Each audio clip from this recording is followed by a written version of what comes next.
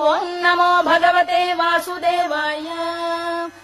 शान्ताकारम् भुजगशयनम् पद्मनाभम् सुरेशम् विश्वाधारम् गगनसदृशम् मेघवर्णम् शुभाङ्गम् लक्ष्मीकान्तम् कमलनयनम् योगिहृध्यानगम्यम् वन्दे विष्णुम् भवभयहरम् सर्वलोकैकनाथम् मेघश्यामम् पीतकौशेयवासम् श्रीवत्साङ्कम् कौस्तुभोद्भासिताङ्गम् पुण्योपेतम् पुण्डरीकायताक्षम् विष्णुम् वन्दे सर्वलोकैकनाथम् नमः समस्तभूतानामादिभूताय भूभृते अनेकरूपरूपाय विष्णवे प्रभविष्णवे सशङ्खचक्रम् सकिरीटकुण्डलम् सपीतवस्त्रम् सरसीरुभेक्षणम् सहारवक्षस्थलशोभिकौस्तुभम् नमामि विष्णुम् शिरसा चतुर्भुजम् छायायाम् पारिजातस्य हेमसिंहासनोपरि